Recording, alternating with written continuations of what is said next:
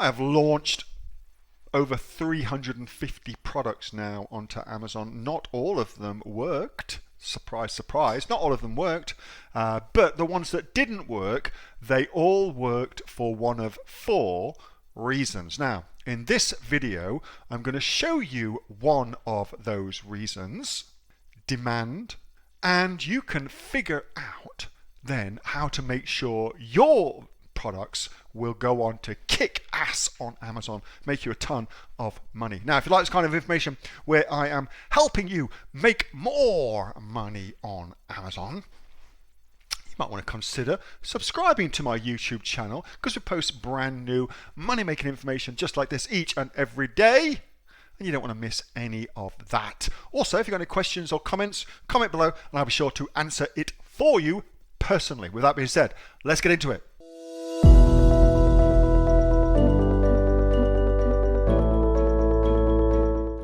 So there are 3 reasons that a product will not make sales on Amazon. There's only 3. There's only 3 reasons it don't make sales, okay? So reason number 1 is demand. Demand.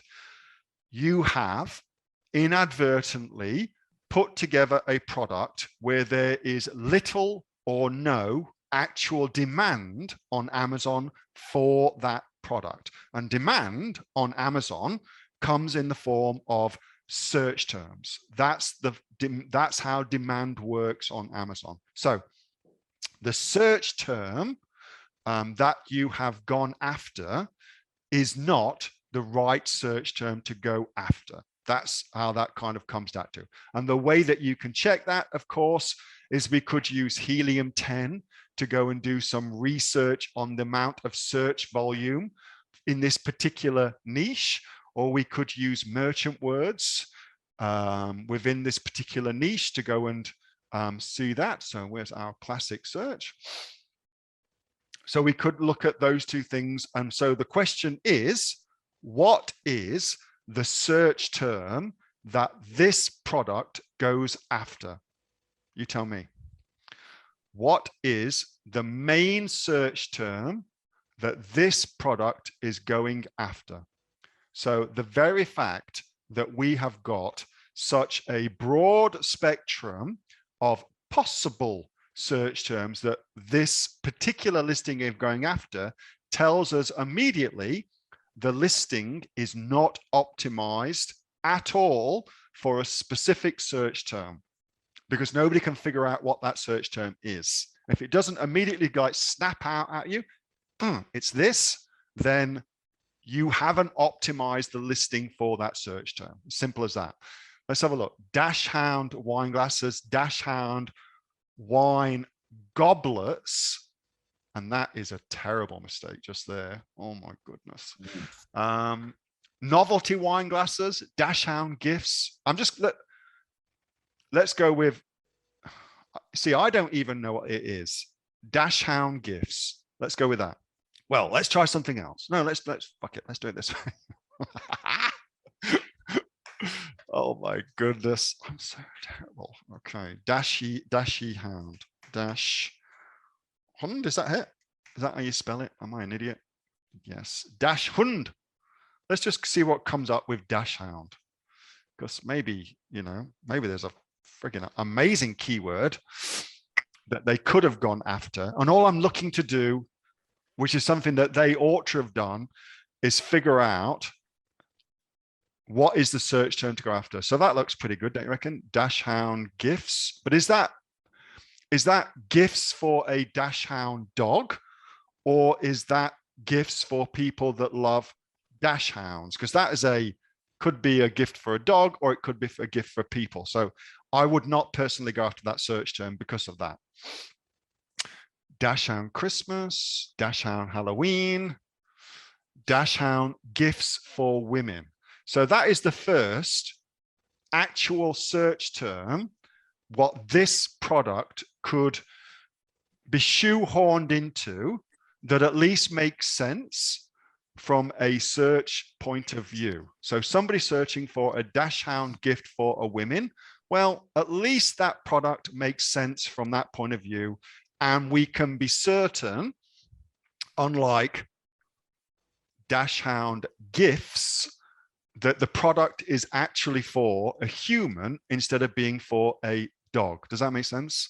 And so you've got to be certain of that shit. So if it were me, that's what I would go after, Dachshund gifts for women. Now, however, having said that, there's, according to Merchant Words, 7,400 searches per month. Let's go and check over here. I'm just going to leave everything super, super loosey-goosey, okay? Just to see what comes back.